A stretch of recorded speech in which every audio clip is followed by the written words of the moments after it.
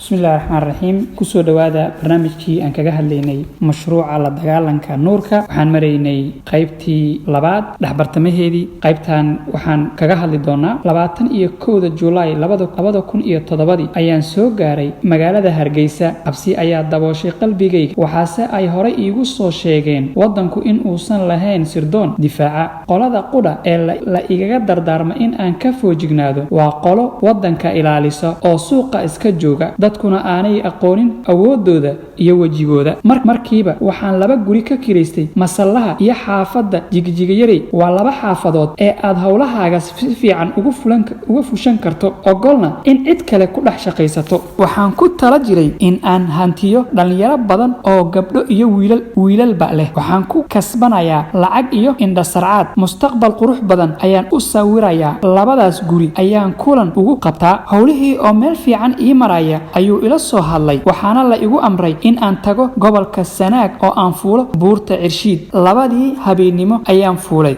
subaxdii ayaa fariin ii soo direen oo ay igu leeyihiin xalay waxaad fuushay buurta Sida sirta wadankaas. waxaase la ii soo diray digniin la igu farayo in aan degdeg uga soo baxo dalka oo noloshaydu khatar ku jirto. dhaadhaca daalo marka aan marayo ayaa nin cawlani nagu joojiyay buurta hoosteeda. wuxuu igu yidhi adiga iyo kuwa ku soo diray Sanaag ayay awoodoodu ku ilaan. haddaad mar dambe timaado waad eedi. haddana fariinta iga gaarsii walaalahaaga madow. cabsi ayaa igu dhacday. waan baqay ilaa aan ka soo gaaray madaarka Heathrow ee magaalada London.